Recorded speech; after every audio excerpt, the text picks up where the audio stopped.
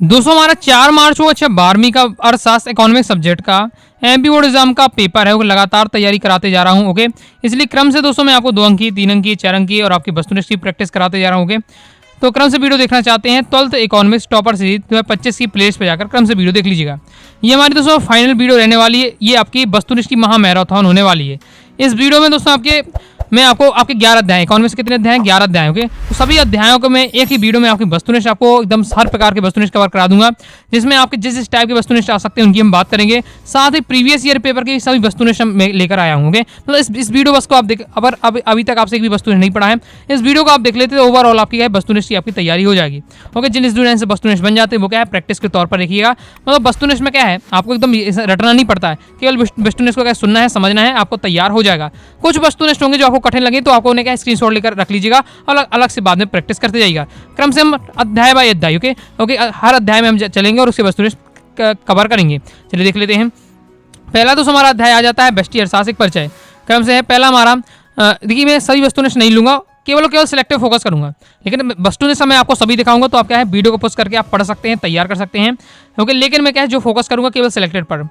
पहले विकल्प वाले में देखते हैं, निम्नलिखित में से कौन सी अर्थव्यवस्था का केंद्रीय समस्या नहीं है, तो किसे रोजगार दिया जाए, ये आपकी क्या कोई केंद्रीय समस्या नहीं है। बाकी क्या उत्पादन किया जाए, कैसे उत्पादन किया है, किसके लिए उत्पादन किया जाए, ये क्या है आपकी केंद्रीय समस्या है। ओके, तो ऑब्जेक्ट में अब जैसे आप ये पढ़ लिए ये टॉपिक, तो आपको 2 नंबर में आ जाए कि अर्थव्यवस्था की 3 केंद्रीय समस्या लिखी, तो आपको इन तीनों के नाम बताने पड़ेंगे।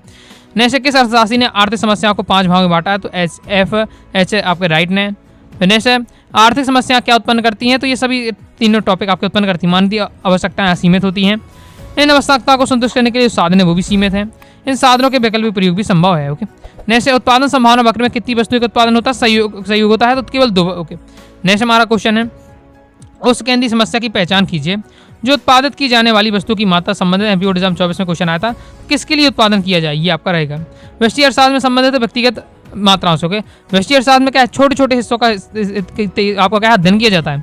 ओके, जैसे हम क्या है व्यष्टि अर्थशास्त्र में मान लीजिए परिवार का अध्ययन कर रहे हैं, तो समष्टि अर्थशास्त्र में संपूर्णता की बात है, यानी संपूर्णता यानी समाज की बात करेंगे इस टाइप से। ओके, तो व्यष्टि अर्थशास्त्र में क्या है आपकी इकाई किसी एक इकाई का अध्ययन किया जाता है, जबकि समष्टि यानी संपूर्णता की बात उसमें होती है।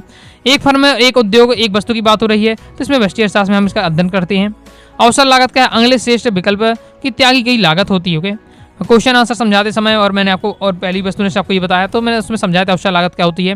ओके, अवसर लागत मैं आपको बता चुका हूँ कि जैसे मान लीजिए आपको क्या है कि 40,000 की नौकरी मिलती है, एक आपको 20,000 की, एक 80,000 की नौकरी मिलती है, तो आप किस नौकरी को चुनेंगे कि हाँ नौकरी करेंगे, कौन सी जॉब करेंगे, तो 80,000 वाली। और 80,000 जॉब पाने के लिए आपको है 20,000 वाली अपने जॉब छोड़ दी, 40,000 वाली जॉब छोड़ दी, यानी आपने टोटल 60,000 का लॉस कराया। ओके, तो 80,000 आपको प्राप्त करने के लिए, तो आपके जो 60,000 है वही आपकी अवसर लागत इस टाइप से होता है। पूर्ति आ जाती है। व्यष्टि अर्थशास्त्र का मुख्य अंतर क्या है, कीमत सिद्धांत हमारा।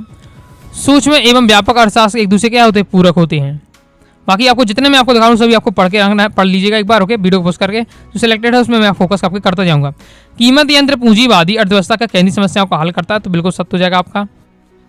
फिर आपका व्यक्तिगत अर्थशास्त्र में अर्थव्यवस्था के भागों संबंध है, तो ये भी अब सत्य हो जाएगा। फिर इस बार से आपकी तो सही जोड़ी है, इनको आपको क्या पढ़ के एकदम रखना है। ओके, ये आपको अपने से पढ़ लीजिएगा एक बार, ये आपका दिया हुआ सॉल्यूशन के साथ आपका दिया हुआ है।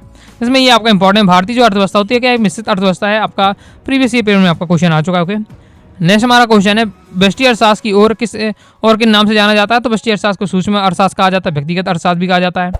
व्यष्टि अर्थशास्त्र का मुख्य विषय क्या है, कीमत सिद्धांत विश्लेषण। आगे देख लेते हैं। आगे नेक्स्ट जैसे आपको तो ये करके रखना है, पूंजीवादी अर्थव्यवस्था केंद्रीय समस्या का समाधान कीमत यंत्र द्वारा किया जाता है। नेक्स्ट अध्याय आता है उपभोक्ता के व्यवहार सिद्धांत, इससे हम बात करते हैं। तो वस्तु की हर अगली इकाई के प्रयोग से सीमांत उपयोगिता क्या घटती है। जैसे जैसे आप क्या उपयोगिता मतलब आपकी जो सीमांत उपयोगिता घटती है, जैसे आप रोटी खा रहे हैं तो आप पहले आपको मन होगा कि मैं 5 रोटी खा सकता हूँ। ओके, फिर आपको और रोटी दी जाए तो 6 रोटी। ओके, तो जैसे आपका करते हैं जो आपकी संतुष्टि लेवल उपयोगिता है वो क्या घटती जाएगी। नेक्स्ट हमारा क्वेश्चन है जैसे आपको तो ये करके रखना है, तटस्थ वक्र विश्लेषण में 2 वस्तुओं के बीच विनिमय का अनुपात दर्शाती है, तो आपका ये सभी आपका हो जाएगा। यानी कीमत रेखा में भी, तटस्थ वक्र में भी, तटस्थ चित्र में भी। तटस्थ वक्र का झुकाव रहता है तो सीमांत उपयोगिता की ओर होता है। पेट्रोल की कीमत बढ़ रह जाने पर कार की मांग में क्या जो वक्र खिसक जाता है वो ऊपर की ओर खिसक जाएगा। गिफिन वस्तुओं की मांग में होता है क्या है, ऐसे क्या है धनात्मक संबंध होता है। नेक्स्ट हमारा क्वेश्चन है निम्नलिखित पूरक वस्तुएं हैं। भाई इसमें से क्या कोई भी पूरक वस्तु नहीं है, जितनी भी एग्जाम्पल दिए हैं आपके ये मतलब ये पॉइंट दिए हुए हैं ये सभी स्थापन वस्तुओं के आपके दिए हुए। ओके, तो आपको अच्छे से तैयार करना है। पूरक वस्तु क्या है, स्थापन वस्तु क्या है, अंतर मैंने समझाया था, क्वेश्चन आंसर में समझाया था। ओके, एकदम आपका रटा होना चाहिए। एक वस्तु का दूसरी वस्तु पर निर्भर है तो आपकी पूरक वस्तु है। स्थापन वस्तु में कि एक नहीं मिल रहा तो दूसरे से हम काम चला लेंगे। कोको कोला नहीं मिल रही मुझे तो मैं पेप्सी से पी का काम चला लूँगा। चाय नहीं मिला तो कॉफ़ी से काम चला लूँगा। इस प्रकार से आपका ये है। गेहूँ अगर ओके गेहूँ नहीं है तो चावल से काम चल जाएगा। ये सब आपकी स्थापन वस्तु है। पूरक वस्तुओं में कार और पेट्रोल हो जाता है, पेन और स्याही हो जाता है, बैट और बॉल हो जाता है। ये सब पूरक वस्तुएं। ओके, मांग का विस्तार का कारण क्या होता है, दी हुई वस्तु की कीमत का गिर जाना, ये मांग का विस्तार होता है। सीधे मांग का नियम क्या कहता क्या है, मांग का नियम यही कहता है कि अगर किसी वस्तु की अगर क्या है कीमत कम है तो उसकी मांग बढ़ जाएगी, और किसी वस्तु की कीमत क्या है बढ़ गई है तो उसकी क्या है मांग घट जाएगी। तो वही आपका दिया हुआ है। नेक्स्ट देख लेते हैं। नेक्स्ट आपका सीमांत उपयोगिता हास नियम आधार होता है, तो इन सभी का आधार होता है, सभी राइट आंसर हो जाएगा। जब सीमांत उपयोगिता शून्य होती है तब कुल उपयोगिता क्या हो, तब कुल उपयोगिता स्थिर हो जाती है। तो कुल उपयोगिता और सीमांत उपयोगिता में जो संबंध है वो आपको अच्छे से तैयार करना है। यहाँ से आपका ऑब्जेक्ट बनने का चांस रहते हैं। ओके, साथ ही आपको क्या क्वेश्चन आंसर भी यहाँ से आपका बन सकता है। आगे नेक्स्ट है हमारा कीमत अनुपात ढाल सूचित होता है, तो आपका पहले दूसरा यानी कीमत रेखा भी और बजट रेखा को भी इस प्रकार से आपका दिया हुआ है। बजट रेखा की प्रवणता की ढाल आपको क्या है -P1/P2 हो जाएगा। ओके, फिर नेक्स्ट हमारा कुल उपयोगिता जब स्थिर होती है तब सीमांत उपयोगिता शून्य होती है। आप देख सकते हैं इस कुल उपयोगिता और सीमांत उपयोगिता जो संबंध है उससे संबंधित आपका वस्तुनिष्ठ हर साल आपका आया है। ओके, तो पढ़ के आपको एकदम क्लियर आपको रखना है। मांग का आशय क्या होता है, प्रभावपूर्ण इच्छा से जिसे क्या है पूरा किया जाता है। फिर मांग की लोच क्या होती है, गुणात्मक कथन है आपका। मांग की लोच की क्या है 5 श्रेणियाँ होती हैं। इसके बाद है कर की मात्रा वृद्धि क्या है पूर्ति को क्या कम कर देती है। ऊंची तटस्थता वक्र दर्शाती है, तो क्या है उच्च आपकी जो स्तर की जो संतुष्टि है उसको दर्शाती है। कीमत और मांग में क्या होता है विपरीत संबंध होता है। ओके, नेक्स्ट है आपका क्लियर ही होगा ये वाला। आगे नेक्स्ट आपको इसे तैयार करके रहना है। तटस्थ वक्र बाएं से दाएं की ओर ऊपर चढ़ते हैं तो आपका सत्य हो जाएगा। मांग का विस्तार कीमत में गिरावट का कारण होता है तो बिल्कुल सत्य हो जाता है। अगर कीमत क्या है कम है किसी वस्तु की तो मांग बढ़ जाएगी। गिफिन वस्तुओं पर मांग का नियम लागू नहीं है तो मांग का नियम लागू होता है तो इसलिए असत्य हो जाएगा। ओके, क्योंकि गिफिन वस्तु में मांग का नियम लागू नहीं होता है। ओके, ये आपका सत्य होगा, क्योंकि गिफिन वस्तु में क्यों मांग का नियम लागू नहीं होता है। ओके, तो ये आपको पॉइंट आपको याद रखना है। अब कमेंट बॉक्स में बताइए कि गिफिन वस्तुएं किसे कहते हैं और गिफिन वस्तुओं पर मांग का नियम लागू नहीं होता तो क्यों नहीं होता है। कमेंट बॉक्स में आपको ये बात बतानी है। नेक्स्ट गिफिन वस्तु में पढ़ा चुका हूँ, इंपॉर्टेंट है तो आपको कमेंट बॉक्स में बताइए एग्जाम्पल के साथ बताइए। दो अनधिमान वक्र एक दूसरे को काटते तो आपका असत्य हो जाएगा क्योंकि नहीं काटते। ओके, बाकी आपका ये दिया हुआ है सही जोड़ी एक बार अपने से प्रैक्टिस आपको करना है। मैं आपको दिखा रहा हूँ सॉल्यूशन के साथ दिया हुआ है, पुश करके वीडियो को प्रैक्टिस करिए। फिर आपका ये दिया हुआ देखिए लगातार आपके यहाँ से क्वेश्चन पूछे गए दिए वाले पॉइंट तो पढ़ के एकदम रटे होने चाहिए। मतलब यही नहीं आता है तो उससे संबंधित आएगा। मान लीजिए मैंने आपको बता रहा कार और पेट्रोल है, ये कौन सा संबंध है, ये आपका पूरक वस्तुओं का है। आपके पेपर में आ जाए पेनों से आई का तो इस बार मतलब उससे संबंधित आपका रहेगा। ओके, तो एकदम अच्छे से आपको तैयार करके रखना है। देख लेते हैं नेक्स्ट हमारा किसी वस्तु की मानवीय आवश्यकता संतुष्टि करने की सामर्थ्य को हम क्या कहते हैं, उसकी उपयोगिता कहते हैं। तो सीमांत उपयोगिता की आपको बिल्कुल परिभाषा से याद तैयार करके रखना है। साथ ही सम सीमांत उपयोगिता नियम गॉसेन का कौन सा नियम है, तो ये आपका गॉसेन का द्वितीय नियम है। फिर आपका जो किसी वस्तु की मांग और कीमत में क्या संबंध होता है, विपरीत संबंध होता है। ओके, प्रभावपूर्ण इच्छा को हम क्या कहते हैं, उसकी आवश्यकता कहते हैं। ये आप ओके, नेक्स्ट हमारा क्वेश्चन है। नेक्स्ट आपको तैयार करना है। विलासिता की वस्तुओं की मांग की लोच कैसी होती है, किस प्रकार होती है, अत्यधिक लोचदार होती है। ओके, नेक्स्ट देख लेते हैं। अब हमारा अध्याय 3 आ जाता है उत्पादन तथा लागत। उत्पादन फलन बताता है तो उत्पादन फलन उत्पादन की मात्रा तथा उत्पत्ति के साधनों की भौतिक संबंध को बताता है। दीर्घकालीन उत्पादन का फलन का संबंध होता है तो पैमाने के प्रतिफल से। एक फर्म का उत्पादन फलन है तो हो जाएगा दोस्तों आपका इसका राइट आंसर क्या हो जाएगा, आगत और निगरत संबंध। पैमाने का विचार होता है आपका दीर्घकालीन होता है। फिर स्थिर लागत है तो श्रम आपका क्या एक स्थिर लागत के अंतर्गत आता है। कौन सी लागत शून्य नहीं हो सकती, तो स्थिर लागत कभी भी क्या शून्य नहीं हो सकती है। श्रम का उदाहरण है तो परिवर्तनशील साधन आपका हो जाएगा। आगे देख लेते हैं रेगिस्तान देख लेते हैं। रेगिस्तान में जिससे आपको तैयार करके रखना है। उत्पादन फलन क्या है, कीमत निरपेक्ष होता है। औसत आगत को ही वस्तु की क्या कीमत कहते हैं। उत्पादन के साधन क्या होते हैं, आपके उत्पादन के 5 साधन होते हैं। ओके, एकदम तैयार आपको रखना है। कौन कौन से साधन है चलिए कमेंट बॉक्स में आप बताइए फास्ट। औसत सा प्राप्ति बराबर क्या होता है, कुल आगम बटे होता है मात्रा। उत्पादन की प्रति इकाई आगत को हम क्या कहते हैं, औसत आगत कहते हैं। सब आपको बताया जा रहा है किसी ये सालों में आ चुके हैं आपके। ओके, पूरे प्रीवियस ईयर के पूरा सेलेक्ट करके आपको बनाया गया है। बहुत ज़्यादा मेहनत लगी होगी तो वीडियो को लाइक जरूर कर दीजिएगा। औसत लागत जो वक्र का हो हमेशा क्या यू आकृति का होता है, और क्यों होता है तो ये क्वेश्चन अक्सर पूछा जाता है, तो ये भी आपको तैयार करके रखना है। औसत वक्र जो औसत लागत वक्र होता है यू आकृति का क्यों होता है। सत्य सत्य देख लेते हैं। सीमांत उत्पत्ति हास नियम के सर्वव्यापी नियम है तो बिल्कुल सत्य हो जाएगा। स्थिर लागत को पूरक लागत भी कहते हैं, ये बिल्कुल सत्य है। अविभाज्यता के कारण पैमाने के घटते प्रतिफल की अवस्था लागू होती है तो आपका असत्य हो जाएगा। अवसर लागत को आर्थिक लागत भी कहते हैं तो आपका असत्य हो जाएगा। बाकी इस बार से दिए पढ़ लीजिएगा। ओके, परिवर्तनशील लागत को शून्य हो सकती है तो बिल्कुल सत्य हो सकती है। फिर एक शब्द एक वाक्य में उत्तर, इसमें आपको जैसे पढ़ के रखना है। माल्थस का जनसंख्या सिद्धांत किस नियम पर आधारित है? उत्पत्ति ह्रास के नियम पर आधारित है। किस वस्तु की पूर्ति स्थिर होने पर भी उसकी मांग बढ़े तो कीमत में क्या प्रभाव पड़ता है? तो उसकी ये बढ़ेगी। नेक्स्ट हमारा देख लेते हैं अवसर लागत क्या होता है। तो अतीत में खोई हुई जो अवसर की लागत है, हुए अवसर की लागत हमारा क्या है? अवसर लागत यहाँ कहलाती है। सही जोड़ी इस प्रकार से आपका दिया हुआ है, तो इसको पढ़ के रखना है, स्क्रीनशॉट लीजिए और आप वीडियो को पोस्ट करके आप क्या है तैयार कर लीजिए। इसके आगे आपका ये दिया हुआ है। नेक्स्ट हमारा आ जाता है अध्याय 4 पूर्ण प्रतिस्पर्धा की स्थिति में फर्म का सिद्धांत। देख लेते हैं इसमें। तो कीमत स्वीकार का व्यवहार किस प्रतियोगिता की विशेषता है? पूर्ण प्रतियोगिता की विशेषता है। नेक्स्ट देख लेते हैं। नेक्स्ट हमारा पूर्ण प्रतियोगिता में अंतर्गत मांग वक्र होता है, तो दाएं को नीचे की ओर झुकता है।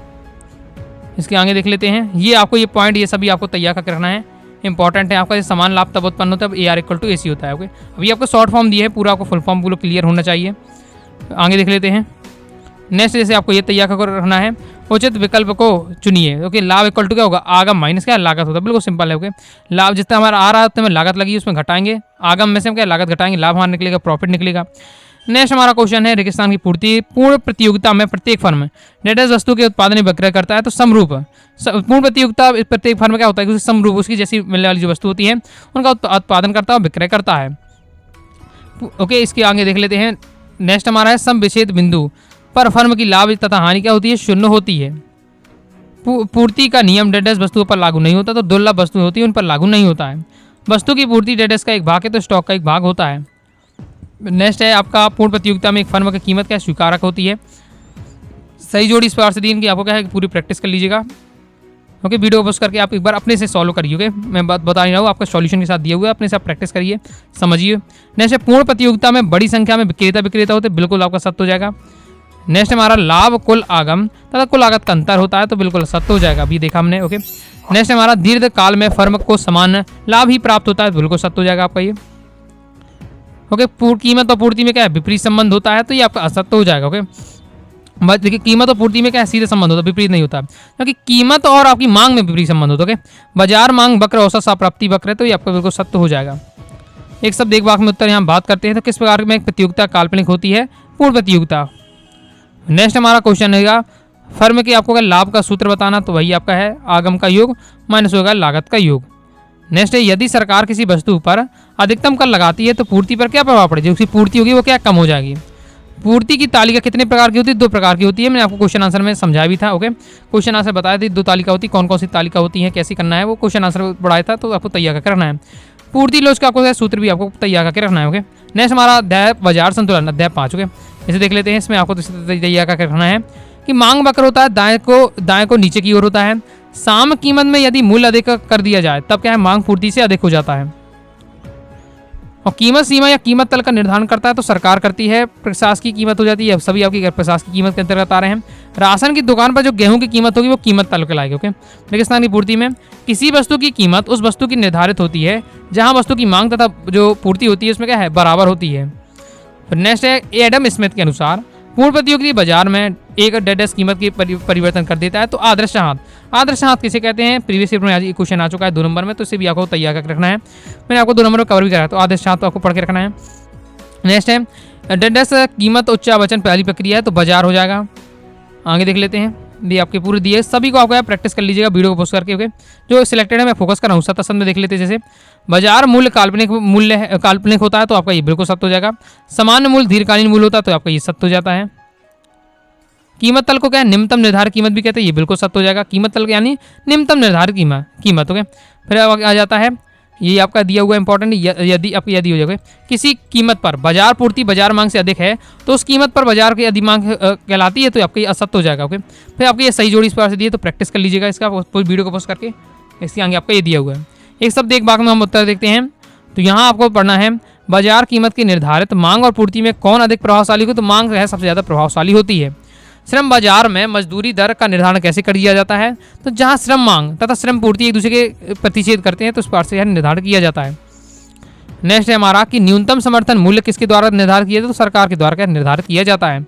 मांग अधिकता किस कीमत को में देखने को मिलती है? तो कीमत सीमा में। नेक्स्ट आ जाता है अध्याय 6। अब देखिए ये अपनी दूसरी किताब है। ओके, क्रम से अगर मान रहे तो आपका अध्याय 6 कहलाएगा, और वैसे आप माने दूसरी किताब में तो आपका अध्याय 1 कहलाएगा। तो जैसा भी आप समझे, तो हमारा अध्याय 6 मान के चल रहे हैं हम, तो समष्टि अर्थशास्त्र। ओके, तो पहला हमारा समष्टि अर्थशास्त्र में में अध्ययन किया जाता है, तो समग्र का यानी संपूर्णता का अध्ययन किया जाता है। व्यष्टि अर्थशास्त्र में इकाई का अध्ययन किया जाता है, ओके, जबकि समष्टि अर्थशास्त्र में समग्रता का अध्ययन किया जाता है।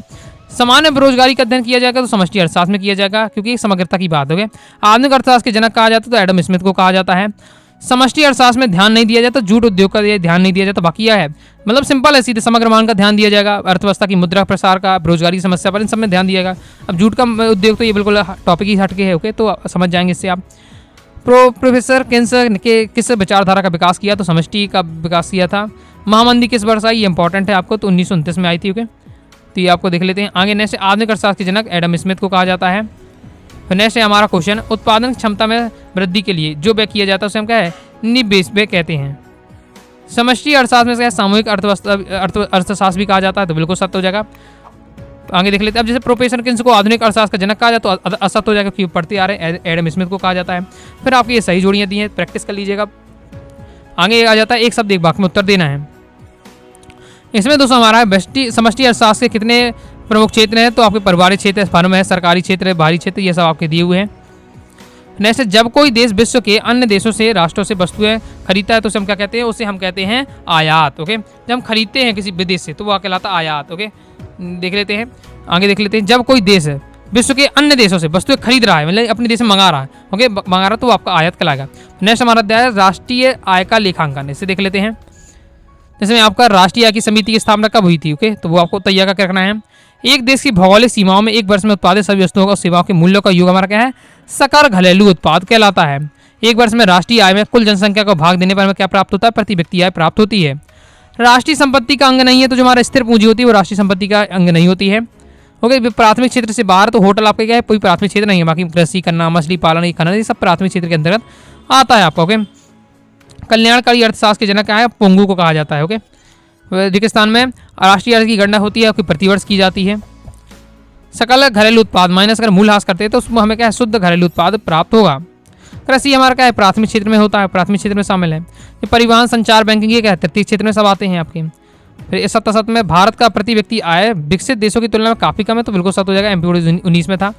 जनसंख्या वृद्धि का प्रति व्यक्ति आय पर कोई प्रभाव नहीं पड़ता, तो असत्य हो जाएगा, पर पड़ता है इसका, ओके। नेक्स्ट है हमारा GNP एक राष्ट्रीय अवधारणा है, तो आपका असत्य हो जाएगा। आर्थिक कल्याण कुल कल्याण का पूर्ण सूचक है, तो आपका ये भी असत्य हो जाएगा, ओके। आगे देख लेते हैं, सही जोड़ी इस पर दिए, देखिए कितना ज़्यादा इंपॉर्टेंट है, ओके। 2022 में आया है, 23 में आया है, 24 में आया है, पूरा एकदम आपको क्या है पढ़ लीजिएगा, पूरा एकदम तैयार करके रखना है, ओके। प्रीवियस ईयर कुछ भी आपके ऑब्जेक्ट रिपीट हो जाते हैं, आपका क्या कुछ काम हो जाएगा, ओके। तो अच्छे से आपको तैयार कर लेना है।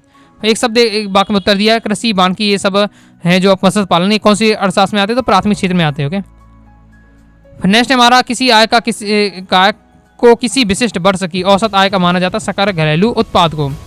राष्ट्रीय आय गणना की विधियों के आपको नाम बताने, उत्पाद विधि होता है, आय विधि होता है, व्यय विधि होता है, ये सब आपकी राष्ट्रीय आय गणना की विधियां हैं, ओके। इसके बाद राष्ट्रीय आय व आर्थिक कल्याण में कैसा संबंध होता है, एक प्रत्यक्ष संबंध होता है। नेक्स्ट अध्याय आ जाता है अध्याय 8 मुद्रा और बैंकिंग। तो मुद्रा का प्राथमिक कार्य है, तो मूल्य का मापन है, मुद्रा का हमारा प्राथमिक कार्य रहने वाला है। प्राचीन भारत में किन सिक्कों के दाम कहा जाता है, दाम किन्हें कहा जाता है, जो तांबे के सिक्के जो प्राचीन काल में चलते थे उन्हें क्या है, दाम कहा जाता है, ओके। भारतीय रुपया है तो आपका अपरिवर्तनशील पत्र मुद्रा है, पत्र मुद्रा है, रुपया भारतीय जो रुपया होता है क्या है, पत्र मुद्रा रहती है। नेक्स्ट है भारत में 1 रुपए के नोट निर्गत करता है, जो वित्त मंत्रालय वो 1 रुपए के नोट बनाता है। रिजर्व बैंक ऑफ इंडिया कब से कार्य करना प्रारंभ किया, 1 अप्रैल 1935 से काम कर रहा है, ओके। भारत का केंद्रीय बैंक कौन सा है, रिजर्व बैंक ऑफ इंडिया है, ओके, क्लियर है। नेक्स्ट है मुद्रा की पूर्ति प्रत्यक्ष रूप से नियंत्रित होती है, तो बैंकिंग प्रणाली द्वारा होती है। नेक्स्ट देख लेते हैं, नेक्स्ट रेगिस्तान की पूर्ति, इसमें आपको पढ़ के रखना है। 1927 में सरकार ने डेडेस मान का परित्याग कर दिया, तो स्वर्ण विनिमय का परित्याग कर दिया। पत्र मुद्रा निगमित करता है, यानी कौन जारी करता है, तो रिजर्व बैंक हो जाएगा दोस्तों आपका राइट आंसर इसमें। रिजर्व बैंक ऑफ इंडिया का राष्ट्रीयकरण वर्ष आपको तैयार करके रखना है 1949, ओके। भारत का केंद्रीय बैंक कौन है, रिजर्व बैंक ऑफ इंडिया है। इसके बाद नेक्स्ट है मौद्रिक नीति, डेडेस द्वारा अपनाई गई, तो रिजर्व बैंक द्वारा अपनाई गई। M1 M2 ये मुद्रा कहलाती है, संकुचित मुद्रा कहलाती है। एक सप्ताह सत्य देख लेते हैं, तो वस्तु विनिमय की कठिनाई मुद्रा को दूर नहीं किया, तो आपका साथ होगा कि मुद्रा जो वस्तु विनिमय की कठिनाई थी वो किसने दूर किया, मुद्रा ही ने दूर किया था, ओके। वस्तु विनिमय विभिन्न प्रकार की कठिनाई थी, लेकिन अब कोई कठिनाई नहीं है मुद्रा के कारण। मूल्य का हस्तांतरण मुद्रा का प्राथमिक कार्य है, तो आपका यह बिल्कुल सत्य हो जाएगा। बाकी इस प्रकार से दिया पूरा प्रैक्टिस के लिए बस सिंपल है। केंद्रीय बैंक या रिजर्व बैंक बैंकों का बैंक कहा जाता है, बिल्कुल सत्य हो जाएगा। मुद्रा वह है जो मुद्रा का कार्य करे, बिल्कुल सत्य हो जाएगा। ये परिभाषा इस प्रकार से दी थी, ओके, अर्थशास्त्र ने। नेक्स्ट है हमारा मुद्रा वह है जो मुद्रा कार्य करे, सत्य हो जाएगा। वस्तु विनिमय प्रणाली में मूल्य का मापन बहुत कठिन होता है, तो आपका क्या है बिल्कुल सत्य हो जाएगा। मूल्य का मापन नहीं कर सकते। ओके, जैसे मैं अगर आपसे कहूँ कि आप मुझे क्या है 1 किलो सोना दे दो और मैं उसके बदले आपको क्या है 1 किलो चावल दे दूंगा, तो क्या आप दे देंगे? तो उसमें क्या है, उसमें समझ में नहीं आ पाएगा। किसी चीज़ की कोई वस्तु होता है उसकी क्या है कीमत ज़्यादा होती है, किसी की बहुत ज़्यादा कम होती है, तो यही समस्या थी, मूल्य मापन नहीं हो पाता। तो एक शब्द एक वाक्य में उत्तर देख लेते हैं। भारत में किस बैंक का क्या नोट निर्गत करता है? तो रिजर्व बैंक ऑफ इंडिया हो जाएगा। चेक किस प्रकार की मुद्रा है? तो एक ऐच्छिक मुद्रा होती है। ओके, फिर ये आपको सभी पॉइंट आपको पढ़ लीजिएगा एक बार, बहुत ज़्यादा सिंपल शॉर्ट में दिए हुए, पढ़ के आपको तुरंत चीज़ें समझ में आ जाएंगी। ओके, फिर आगे देख लेते हैं। मुद्रास्फीति किसे कहते हैं? पढ़ के रखिए। मुद्रास्फीति वह स्थिति है जिसमें मुद्रा का मूल्य गिरता है तथा कीमतें क्या बढ़ती हैं। आगे देख लेते हैं। इस हिसाब से आपकी दी है, सही जोड़िए, तो आपको पढ़ लेना है, प्रैक्टिस कर लेना है। इसकी वीडियो को पोस्ट करके स्क्रीनशॉट आप ले सकते हैं। ओके, और पढ़ लीजिएगा। नेक्स्ट हमारा अध्याय आ जाता है आय तथा रोजगार का निर्धारण। देख लेते हैं आय तथा रोजगार का निर्धारण। आय तथा रोजगार का सिद्धांत किस अर्थशास्त्री ने दिया था? प्रोफेसर किसने दिया था? पर पूर्ति अपने लिए मांग स्वयं उत्पन्न करती है, कथन किसने कहा था? जे बीसे ने कहा था। सीमांत उपभोग प्रवृत्ति है, इंपॉर्टेंट है। डेल सी इक्वल अपॉन हो जाएगा डेल वाई, आपकी क्या है सीमांत उपभोग प्रवृत्ति है। ओके, इसके आगे देख लेते हैं। न्यूनतम मांग का कारण क्या होता है? सार्वजनिक व्यय होता है। प्रोफेसर किन्स के अनुसार राष्ट्रीय आय तथा कुल आय के मध्य जो आपका संबंध होता है धनात्मक संबंध होता है।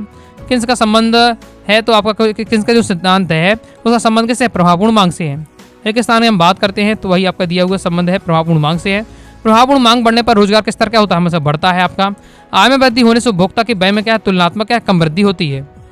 फिर आपके ये सभी पॉइंट जो प्रीवियस ईयर में आए हैं वो तो आपको एकदम रट्टे होने चाहिए सब है। पूर्ण रोजगार का आशय शून्य बेरोजगारी से नहीं होता है, तो बिल्कुल सत्य हो जाएगा। पूर्ण रोजगार का मतलब ये नहीं कि उसमें क्या है बेरोजगारी ना हो। ओके, नेक्स्ट देख लेते हैं। नेक्स्ट, स्वतंत्र विनियोग का राष्ट्रीय आय से कोई संबंध नहीं होता, बिल्कुल सत्य बात हो जाएगी आपको ये। ओके, इस बार से आपका दिया, ये सभी आपको तैयार कर लेना है। सही जोड़ी आपका दिया हुआ पूरा इंपॉर्टेंट है, सभी सही जोड़ी का पढ़ लीजिएगा। ओके, सभी प्रीवियस ईयर आपकी आ चुकी है। फिर एक शब्द एक वाक्य में उत्तर हम बात करते हैं। तो परंपरावादी सिद्धांत के जनक पूछा जाए तो एडम स्मिथ। और किन्स की आय व रोजगार के सिद्धांत पर आधारशिला क्या है? प्रभावी मांग है। फिर नेक्स्ट देख लेते हैं। जनरल थ्योरी ऑफ एम्परमेंट के लेखक कौन है? प्रोफेसर किन्स है। ओके, आगे देख लेते हैं। नेक्स्ट आपको क्या है ये आपको तैयार करना है। सीमांत उपभोग प्रवृत्ति किसे कहते हैं? और प्रत्याशित निवेश किसे कहते हैं? दोनों आपको तैयार करके रखना है। अध्याय 10 आता है सरकारी बजट एवं अर्थव्यवस्था, इसमें बात करते हैं। तो वित्त मंत्रालय द्वारा तैयार बजट सबसे पहले रखा जाता है तो आपका लोकसभा में। ओके, सबसे पहले जो आपका बजट होता है लोकसभा में आता है, राज्यसभा में कभी नहीं आता। ये फिक्स है कि लोकसभा में आएगा। ओके, इसके बाद नेक्स्ट शून्य आधारित बजट हमारा क्या है प्रतिपादित किया तो पीटर पाचन ने किया था। अच्छा बजट होता है तो संतुलित बजट एक अच्छा बजट माना जाता है। प्राथमिक घाटा इनमें से समान होता है तो ऋण माइनस आपका क्या है भुगतान हो जाएगा। रेगिस्तान की पूर्ति में देखिए बजट के आंकड़े क्या होते हैं? डेडस के निकट होते हैं, तो वास्तविकता के निकट होते हैं। फिर जो बजट आपका बजट विभाग वित्त मंत्रालय के अधीन होता है। बजट सरकार की डेडस नीतियों का उपकरण होता है, तो राजकोषीय नीतियों का उपकरण होता है। ब्याज प्राप्तियां क्या है? गैर कर राजस्व है आपका। जीएसटी की कितनी दर है? आपकी 5 मानक दरें होती हैं। संतुलित बजट में आय व्यय की राशि डेडस होती है तो बराबर होती है। सत्ता देख लेते हैं। शिक्षा का व्यय विकासात्मक व्यय तो बिल्कुल सत्य हो जाएगा। शिक्षा का व्यय हो रहा तो क्या विकास के लिए एक बार विकासात्मक व्यय होगा। नेक्स्ट है वस्तु एवं सेवा कर एक राष्ट्र एक कर और एक बाजार की अवधारणा पर आधारित, तो बिल्कुल सत्य हो जाएगा। बाकी इस प्रकार से आपकी दी है सही जोड़ियाँ, तो इनको आपको अच्छे से तैयार कर लेना है। एक शब्द एक वाक्य में उत्तर देख लेते हैं। तो आपका सरकारी बजट कौन प्रस्तुत करता है? तो वित्त मंत्री प्रस्तुत करता है। सरकार के एक वर्ष भर में आय व्यय का वितरण क्या कहलाता है? तो बजट कहलाता है आपका। नेक्स्ट है प्रत्यक्ष कर में कौन से कर शामिल हैं? तो ये सब आपके कर शामिल रहते हैं। ओके, इसके बाद सरकार द्वारा जुलाई 2017 में कौन सा कर लगाया? जीएसटी लगाया गया। ओके, तो इस बार से क्वेश्चन आ सकता है जीएसटी कब लागू हुआ? जुलाई 2017 में लागू हुआ था।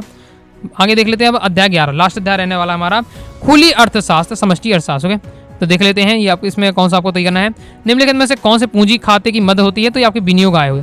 चालू खाते की मद आपकी बैंकिंग हो जाएगा। इसके अगर हम देखते हैं आगे तो विदेशी विनिमय की प्रक्रिया क्या है? देशों की मद हो जाती है। इसके बाद नेक्स्ट है निम्न में से कौन सा उपाय भुगतान संतुलन के आसाम को दूर करता है? तो अभी आपके सभी विनिमय नियंत्रण है, चाहे मुद्रा अवमूल्यन है, आयात प्रतिस्थापन है। एक स्थान में देखते हैं तो ये इंपॉर्टेंट है आपका व्यापार संतुलन की आयात एवं निर्यातें की डेडस मदों को शामिल किया जाता है, 10 मदों को शामिल किया जाता है। विदेशी विनिमय दर को डेडस दर भी कहते हैं, तो मुद्रा विनिमय दर भी कहते हैं। नेक्स्ट देख लेते हैं। नेक्स्ट 77 में जैसे आपको तैयार करना है विनिमय दर के निर्धारण में पूर्ति का महत्वपूर्ण स्थान है, तो ये आपके असत्य हो जाएगा। नेक्स्ट भुगतान संतुलन जो व्यापार संतुलन है भुगतान संतुलन का अंग होता है, तो बिल्कुल सत्य हो जाएगा। अंतर में आपको समझाता अंतर पढ़ा रहा होता जब मैंने आपको अभी क्वेश्चन आंसर में, तब मैंने आपको इस बात समझाई थी।